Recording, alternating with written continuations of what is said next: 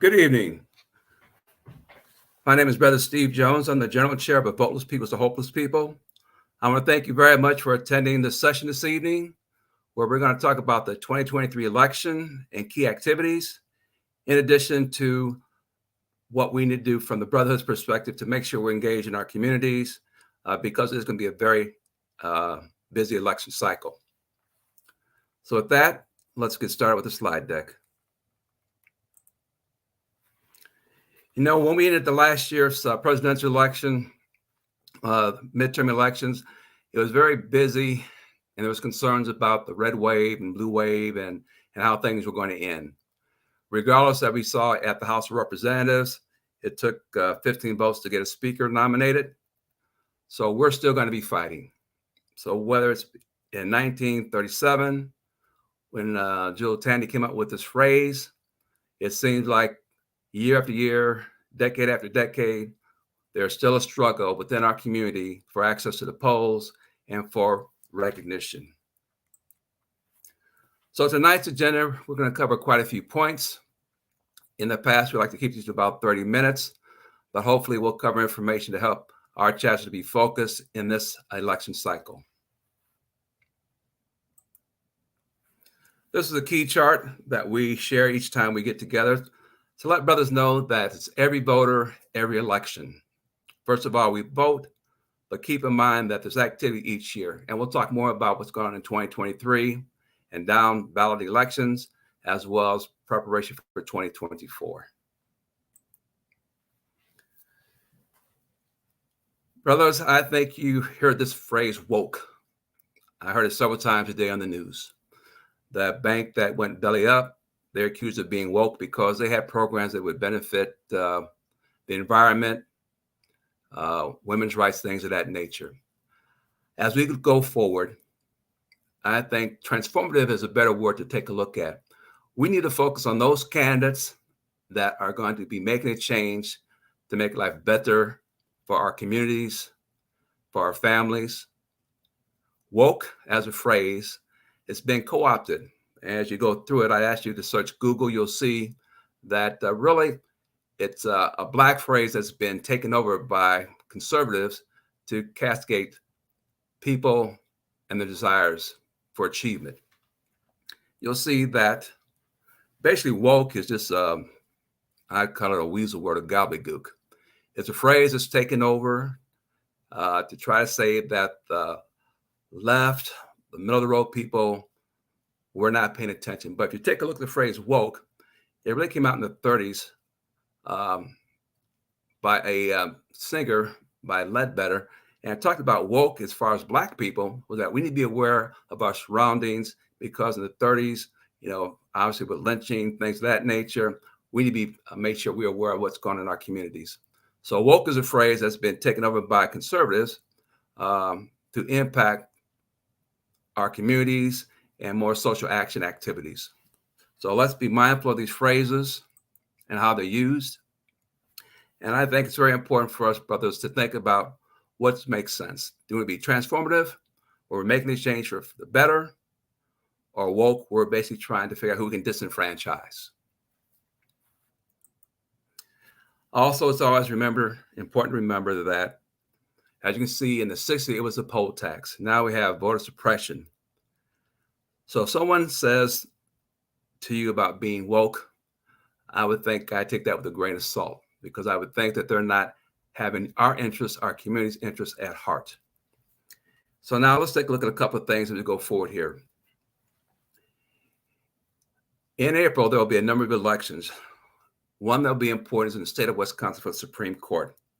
Just want to get some information here about the candidates, and also a link here is available if you want to do more research on it.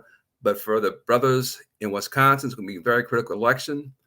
I understand gerrymandering is an issue that may be addressed. So it's important that we understand who the candidates are and what the issues are. Also, let's keep in mind that in certain cases, if you're not already registered to vote, it's probably too late to register to vote, given the timeline. So it's very important to understand what is your game plan to get the vote turnout. Absentee, early voting, or day of election. And also at the polling place to make sure people have the proper ID to vote. As you see that if you have comments, please post them. We'll try to respond to them at the end of this session. Also, the city of Chicago mayor election also on April the 4th. Once again, it may be too late, but I believe you have same-day voter registration in Chicago. So I asked the brothers in Chicago and the Midwestern region to make sure you're aware of what your requirements are for voting in Chicago elections. And there are some links there to help you to do that as well.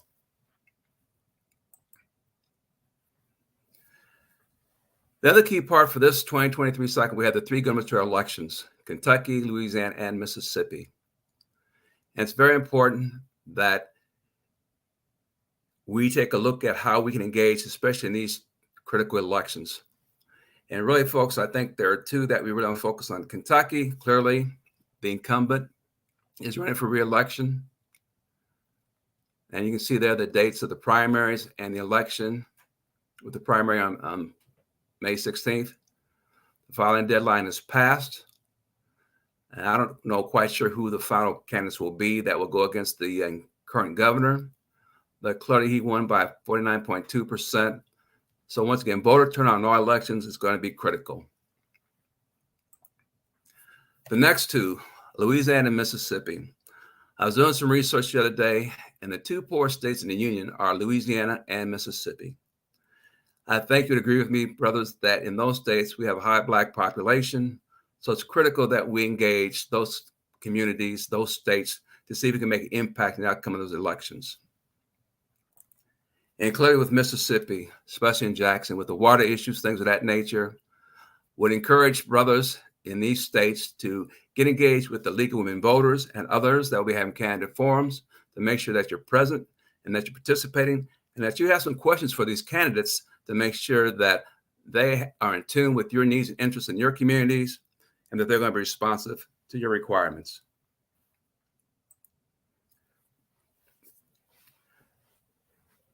In 2023, there are a number of elections around the country.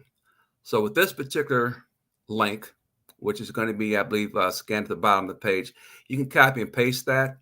And if you go to that link, there are actually two drop-down buttons. This one will give you the breakdown by state of the elections. This button will give you the dates. So you'll be able to follow by dates when the primaries are, when the elections are. All elections are not on November 7th. So it's important that you're aware of what the timelines are. So please copy this link and make sure you use it to understand what's going on in your city. As you can see here, 40 mayoral elections. And it's going to give you an example of a couple that are going to be going on. So these next few slides give you an idea of some of the mayoral elections in 2023. You'll see California, they have a city council election coming up April 4th. Also Colorado, they have quite a few general elections, also the mayor in Denver, Aurora, and Colorado Springs. I'm not going to go through all these, but I just want to take a moment to show you what the drill down by state will show you. Florida will be very active for mayor elections. Also North Carolina. Charlotte, Durham, as you can see. You have Tampa and Orlando. So those states, and as you can see across the board, it's going to be an active election season. So we need to stay focused to make sure that we have our game plan together on how we're engaging people to register to vote and also how to get them to the polls in preparation for the 2024 presidential election and the Senate election and the House. So truly, we see the VPHP committee working with our chapters and our membership to make sure that we're engaged at the local level to make sure that our voices are heard at the polls. You can see in Ohio, another state with a lot of elections across the state.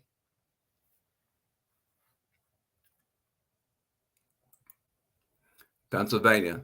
So once again, if you take a look at this link, copy that, and look at the drill down for your state to see what mayor elections you have in your community. Also Texas, very big in the southwestern region. So hopefully the brothers there will be focused across all the regions and all those various elections that we have. As always, the VPHP would like to know what your chapter is doing. If you're holding a voter registration drive, if you're doing community events, community forums, Please capture that information. Send us a picture. You have a chapter write-up. Please send that to the VPHP address that you see listed below there. It's very important that we capture this information because we want to know what the chapters are doing and how you're engaged. I'd also point out to you that last year we partnered with When We All Vote. We had a website, a flyer, where people could scan that to determine if, in fact, they're registered to vote. That flyer is still available. It's still active. So if you're doing voter registration drives, you can still use that as a tool. If you do not have that flyer, let me know, and then we can post that either with Brotherhood Matters, or I can send the link directly. The other thing which I find of value is if you understand your Secretary of State's office or your circuit clerk, I believe it's much more effective to use your local tools to see if they're registered to vote. But the When We All Vote is another option, another resource available to us to use. So I would ask you once again, please set the committee, because we also like to share this at the General Convention in July to show what we've been doing around the country in terms of voter registration, voter education, and enabling our communities to be engaged.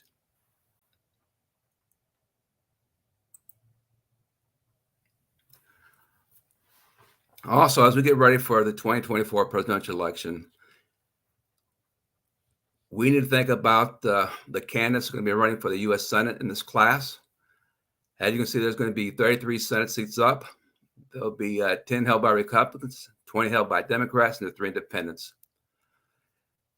It's going to be very critical that we understand who these candidates are. I'm sure we're all aware of the situation in the House of Representatives with the one congressman from New York, where basically we need not to be bamboozled. We need to do our homework. We need to do our due diligence. We need to make sure that the candidates are going to represent us. They're truthful and they're honest. I think one thing which is clear, that once a person is elected, they're duly elected, whether by hook or crook, they're not going to resign. So you can see from the candidate in New York, he's not stepping down because he's duly elected. Now, if he's taken out for other reasons, but right now he's elected. So we need to be very, very focused and very, very aware of who we're voting for, that their credentials line up, that they talk the talk, they walk the walk, and that they're going to do the right thing. Once again, let's look for transformative candidates that are going to make a difference, that are going to improve our lives, our communities, and will take us to the next level. With that in mind, are there any comments or questions?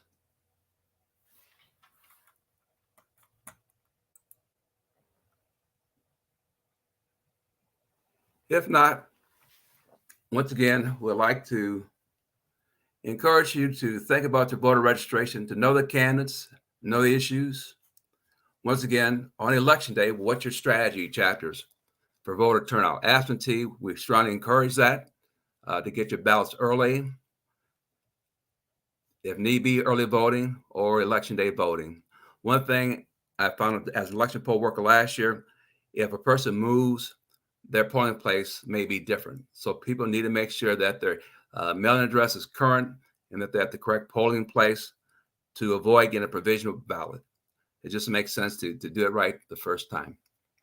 The other thing which I'd encourage all of our memberships to consider is that there's going to be a lot of noise between now and the gubernatorial elections and the presidential election. Some things are not going to change. Critical race theory, AP African American courses, the January 6th, the big lie. Things will go on like this until the presidential election. All that we're asking is our membership to stay focused, to do the work in the community, to make sure that our membership, our communities are aware of the candidates, are aware of the issues, and encourage them to vote. I have my shipmate who lives in Chicago, asked him if he voted in the primary. He said no, he didn't believe in voting. I try to explain to him that one vote does make a difference. So even though that may be the mentality of some that they're not engaged or want to be engaged, but we have to force the issue. We have to encourage people that their vote is critical. It's their voice. It's their vote. Also, we need to keep in mind that voter suppression is still active and alive. So there was one article I read after the Georgia election where some tried to argue that voter suppression did not work because of high turnout. But what they did not address was the fact that because we knew the tactics of the voter suppression, we knew the laws that were passed, that we had to basically work harder to make sure we got people to the polls. So it's not an issue of voter suppression not there. It's live, it's real, and we just need to be better and smarter to address it and get ahead of the curve. Women's rights will still be on the ballot. Also, disparity in law enforcement. We saw what happened in Memphis and other cities. So we need to make sure that we have law enforcement that is working for the safety and welfare of our communities. With that, I'd like to, at this time, open it up to two members of my committee, Brother Vega out of the Midwestern region, if he has any comments, and then Brother Houston out of the Southern region, if he has any comments. Well, thank you, Brother Chair, for for this great presentation and for us being here. One of the things, you're right, one of the things that we have to do is make sure that we as brothers are knowledgeable of what's going on within our district and within our cities, but then also create a strategic plan that we don't have to do it by ourselves as a chapter. We can partner with NAACP, with other organizations that are doing that work and really make an impact in our communities. But I just want to say thank you for the opportunity to be on this committee and to, and under your leadership, learning more about what we need to do. All right. Brother Houston. Brother Jones, thank you. And Brother Vega, I am 100% with your sentiments as well. I'm fired up. I'm excited to be a part of this committee, to be a part of this fraternity overall as a whole. And we have a great legacy with the Voteless People, the Hopeless People being one of our oldest standing committees that we know what we're doing. We're going to get out there. We're going to do it. As partnering with NAACP, League of Women Voters. I'm even more so excited because we just came from a Southern Regional down here. We're talking about these areas, and I don't know how much it's reached out to everyone, but House Bill 999 has been a big thing down here where there's a direct attack on the NPHC, the Divine Nine and things like that. So people are galvanized, people are fired up, and we're trying to make sure that we carry that momentum by, as Brother Jones said, making sure that we know what's going on with the needs in the community and making sure that they are seeing that we know and are echoing that. We've had some great voter forums that we participated with the NAACP for our mayoral race, as it was stated before, and there was great impact in that. Great impact. Matter of fact, it's historic. We have two Black women that are going to a runoff in District 1 and in District 2. And that's because the people are ready to make some things happen. We are staying woke, despite what anybody else is saying, and we're going to make sure we adhere to it. So thank you, Brother Vega, and more support. Thank you, Brother Jones. Excited. Thank you. A couple of things. There's a comment here from a person about how do we convince people that their vote matters. There are a number of articles that we used last year that we could also reposition and make available to people. But the one thing I'll submit to you is people need to look at history.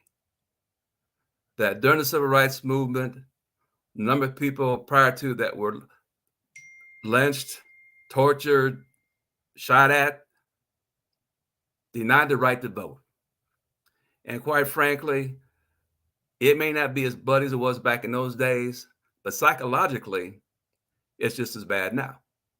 That people need to understand, especially young people, what's at stake for young people is clean air, the kind of planet we're going to live in. Even for our people, senior citizens, is Social Security going to be there?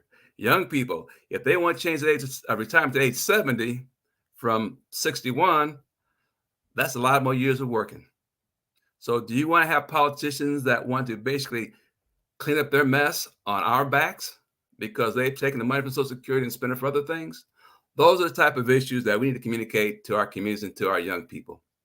That if you don't vote, you voted, and probably the outcome is not going to be good for you because you're going to have to go for transformative people, not the people that want to hold you back. So, for instance, if someone says critical race theory, I believe in the big lie, I believe in voter suppression, I believe in voter IDs, that person may not have your best interest at heart.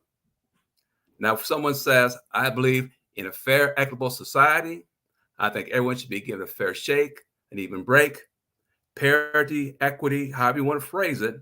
That would be a person I would think would be a person I would be in tune to support. Another question has come about strategies for college students. It would be the same for them as well. That one of the areas that we need to focus on within our fraternity is our college brothers, to get them engaged in the election process. Because part of the issue, I believe, is we have to start grooming the future leaders, the future politicians. So if we get our college people involved, the Divine Nine independents, those that have a desire to be change makers, to be transformative, that's where we can start. Because you have some people that are even high school students that are running for mayor and winning. So the issue is, how do we motivate people to want to be the difference maker, to be transformative, to make the change that we want to see? Because it's not going to happen overnight. And folks, we cannot wish for it. You know, as much as I pray, we can pray for it. But I think you'd agree, if there's no work, there's no effort, prayer is kind of mute. We got to put the work in. I have a saying that I pray like it depends upon God. I work out like it depends upon me. And so between those two, I've been very successful. So always put God first, work hard, and make sure that you have focus and vision. And I think that will carry the day. And once again, even for our senior citizens, I submit to you that if they need some help get to the polls, I have some concerns about souls to the polls and driving your personal vehicles. So I strongly encourage you to work with a church or another entity to work that through for insurance purposes. But whatever it takes to get people to the polls. And the other thing, folks, encourage the absentee ballot for our senior citizens. Therefore, they don't have to go out that day. They're not standing those long lines. So understanding what your state voting requirements are, that's critical. That's very important. As I see any more questions here, I see some participation from Alpha Kappa Sorority. So these webinars, they're on our Sphinx channel. They're open to the public. We appreciate your feedback. What we'll be doing is trying to take this presentation and getting it posted to Brotherhood Matters, so chapters will actually get this presentation. So you'll have it as a reference source to use in your chapter meetings. And as I get ready to close, I want to, once again, as a summary, that understanding what your voting requirements are by state. If you have early voting, you have same-day voter registration, convicted felons, if they allow the vote, follow your COVID restrictions. Once again, Alpha does not tell people who to vote for. We don't recommend. All we want you to do is to be informed, be knowledgeable, and to exercise your right to vote. Also, we'll have our next VPH webinar will be on July the 11th. Well, we'll do a recap of what's happening in the 2023 election cycle thus far. We'll have some elections behind us. We'll also talk about the General Convention, things we'll be doing at that, and also things we need to do to get ready for the 2024 election. Given our General Convention cycle, we will not meet again until after the 2024 election. So it's very critical at this General Convention in July that we address the gubernatorial elections coming in 2023 November, and then how do we position ourselves for the 2024 election. So if there are any other questions, I said we try to keep these under 30 minutes or thereabouts. We've done that. So once again, folks, I'm going to thank members of this committee for being on the call. But I highly thank you for coordinating this. And if you have any questions, my email address is vphp@afi1906.net. And we'll communicate with you that way. All right, folks, thank you very much for your time. Appreciate it. Pass the word, stay strong, and let's make sure we make a difference in 2023 and 2024. Thank you, and have a good night.